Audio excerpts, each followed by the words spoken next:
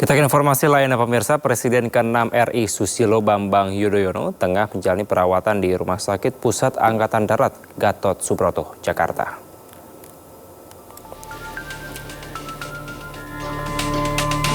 Dalam unggahan akun Instagram @ani_yudhoyono, tampak foto SBY tengah duduk sambil melukis meski selang infus masih terpasang di tangannya. Dalam postingan tersebut dijelaskan bahwa kondisi kesehatan SBY membaik dan penanganan medis berjalan lancar. Tak hanya itu, hasil lukisan SBY yang belum rampung juga diunggah. SBY disebut sangat rindu melukis saat berjuang melawan sakit.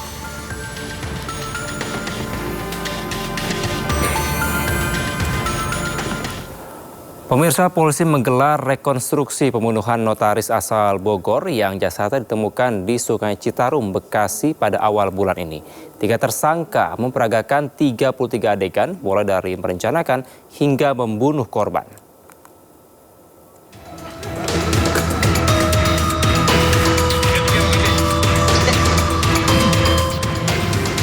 Guna mencari bukti-bukti tambahan, Subdit Resmo Polda Metro Jaya menggelar rekonstruksi kasus pembunuhan notaris asal Bogor yang jasadnya ditemukan dalam kondisi tangan terikat di Sungai Citarum, Bekasi. Rekonstruksi turut hadirkan 3 tersangka yang memperagakan 33 adegan. Ketiga tersangka berencanakan hingga membunuh korban. Tersangka Anda mengangkat bagian kepala korban dan tersangka Herman mengangkat bagian kaki korban. Adegan ke-12 hingga ke-15 menjadi perhatian utama karena memperlihatkan momen para tersangka membunuh korban. Rekan-rekan media saksikan sendiri tadi langsung pada adegan ke-12 hingga ke-15 tersangka AW mempersiapkan gunting dan kemudian menusuk korban, kemudian juga mencekik korban sampai meninggal dunia. Usai melakukan rekonstruksi, polisi akan melimpahkan kasus ini ke kejaksaan agar segera dapat disidangkan. Jasad notaris Sidahal Atas ditemukan di Sungai Citarum dalam kondisi tangan terikat pada awal bulan ini.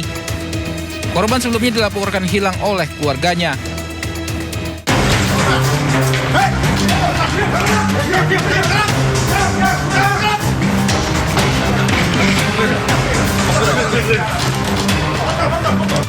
Selang sehari, polisi menangkap 3 pelaku pembunuhan, di mana salah satu tersangka adalah sopir korban. Berdasarkan penyelidikan polisi, korban dibunuh untuk diambil hartanya lantaran mobil dan 2 ponselnya lenyap. Polisi kini masih terus melakukan penyelidikan untuk temukan bukti-bukti terbaru. Dari Jakarta, tim liputan iNews melaporkan. Pemirsa, sudah lebih dari 1 minggu sejak kejadian meninggalnya Arya Daru Pangayunan di kamar kosnya. Keluarga menyatakan belum menerima pemberitahuan resmi dari kepolisian terkait hasil otopsi dan perkembangan penyelidikan.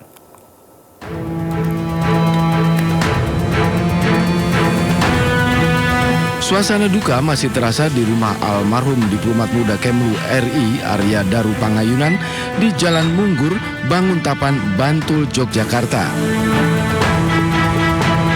Hingga kini pihak keluarga Arya Daru belum menerima penjelasan resmi dari kepolisian tentang hasil penyelidikan dan hasil otopsi terkait penyebab meninggalnya almarhum pada 8 Juli lalu di kamar kos di Menteng, Jakarta Pusat.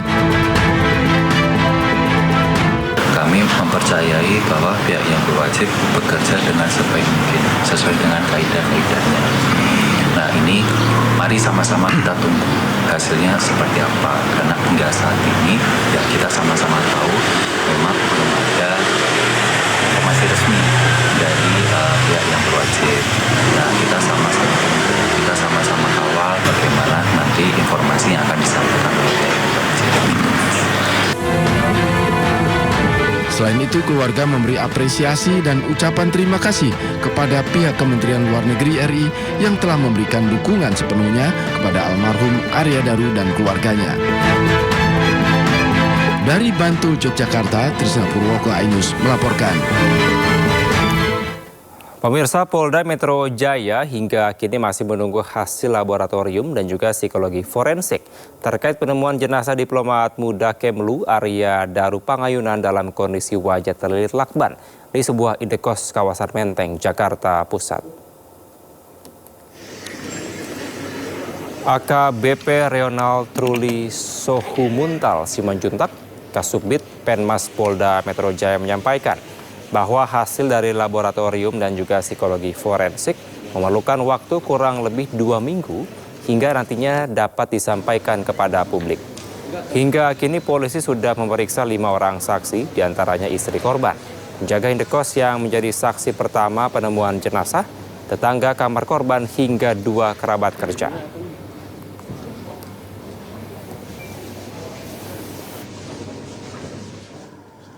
Untuk perkembangan penanganan penyelidikan korban inisial ADP, ya, diplomat Kemenlu, itu hingga saat ini masih berjalan, masih bergulir, ya. Mohon bersabar, mohon waktu karena penyidik sedang menunggu hasil dari Lab 4, ya, hasil pemeriksaan dari Lab 4 kurang lebih kemarin 7 hari, berarti 6 hari lagi, ya, masih 6 hari lagi, ya, karena memang pemeriksaan Lab 4 itu memang membutuhkan waktu minimal 2 minggu. Sementara Komjen Polisi Purnawirawan Ito Supardi, Kepala Badan Reserse Kriminal Polri tahun 2009-2011 menyebutkan perlunya ditelusuri jejak digital dan juga potensi ancaman terhadap korban. Oke Pak, itu tadi soal singgungan ada perdagangan orang, TPPO ya, juga judi online itu. Kan kalau yang masih bertugas di negara manapun lah ya, tadi kan punya perlindungan diplomatik. Artinya dikawal ketat ya, apapun dijamin. Mulai dari keamanan, bahkan mungkin kesejahteraan dan sebagainya. Pertanyaannya Pak, ketika misalnya kayak Mas ADP ini, almarhum ini kan beliau juga dulu di Myanmar, terus di mana-mana, beliau konsentrasinya tentang banyak tentu singgungan kasus Pak ya. Ada kemungkinan nggak sih Pak, kemungkinan misalnya ada yang kasus mulai di luar sana, yang ditangani entah itu kapan, semasa beliau masih di luar, terus sekarang balik ke dalam negeri. Perlindungannya berbeda nggak sih Pak? Sehingga akhirnya menyebabkan, ya inilah ketika meninggal jadi tidak wajar gitu. Ya. Ini Mas Lukman, saya kan mantan duta besar. Bukan mantan sih, duta besar nggak ada mantan ya. Iya betul. Jadi pernah menjadi duta besar. Saya juga mantan polisi. Polisi betul, kabar eskrim lagi Pak ya? Kabar eskrim. Jadi segala kemungkinan itu menurut saya sangat memungkinkan harus dalam masuk list untuk diselidiki. Ya, kenapa demikian? Pengalaman saya pada saat menangani kasus Benjina, itu kan nelayan Myanmar yang menggunakan fake paspor dari Thailand, dari salah satu jaringan di sana yang sangat terorganisir, dikirim ke sini kemudian menjadi rame. Di mana 51 nelayan kita sudah dihukum 9 tahun dan menjalani 1 tahun. Saya minta tolong sama local staff yang orang Myanmar, itu luar biasa ancamannya. Dari duta besarnya yang lama, kemudian dari jaringan yang lain. Jadi kalau dikatakan orang yang bekerja di fungsi TPPO tidak ada sama sekali potensi ancaman, menurut saya yang sebagai mantan polisi itu saya kira kurang benar. Apalagi beliaunya juga pernah jadi saksi ya, TPPO ya. Jadi kan kalau kita lihat jaringan, ya, tentunya jaringan ini dia bisa melakukan sesuatu secara profesional atau dia bisa melakukan secara kasar. Nah, jadi dia bisa melakukan jaringan itu, mereka dari segi finansial dan sebagainya, mereka peralatan, keahlian orang-orang yang dirangkut, mereka tuh orang-orang yang sangat ahli ya. Jadi artinya bahwa terutama mungkin kita tidak memilih kebetulan saja ini adalah almarhum ini diplomat, tetapi sebetulnya ketika siapapun yang mereka menangani kasus-kasus tertentu yang berisiko tinggi, kalau terjadi apa-apa berarti harus banyak yang apa sih istilahnya ya Pak, diperiksa ya, ini sebagai dampaknya ya. Betul. Yang paling penting tadi Mas Lukman, jejak digital. Oke. Dari komputernya dia. Kita baca selama ini dia apa yang dia lakukan. Apakah ada menyinggung pihak-pihak tertentu yang memang memiliki potensi kerawanan terhadap keselamatannya. Yang kedua dari jejak digital HP-nya. Siapa saja paling tidak sebulan, 2 bulan, terserah penyidik bisa menginginkan dari incoming dengan outgoing-nya itu satu-satu diteliti siapa orang ini, di profiling, sehingga dari situ bisa mempunyai kesimpulan bahwa terhadap almarhum ini tidak ada potensi ancaman, kita coret. Tapi proses itu harus dilakukan. Nah di sini mungkin bagi masyarakat tidak nyaman karena dianggap polisi terlalu lama. Tapi kalau scientific crime investigation, kalau kita lihat di film-film itu Mas Lukman, itu memerlukan waktunya bahkan bulanan. Kenapa? Sehingga nanti pihak penyidik bisa menyampaikan kesimpulan yang bukan hanya ingin memuaskan masyarakat atau tidak memuaskan masyarakat, tapi didukung dengan asumsi akademis, asumsi ilmiah bahwa ini sudah dilakukan, maka saya menyimpulkan ini gitu.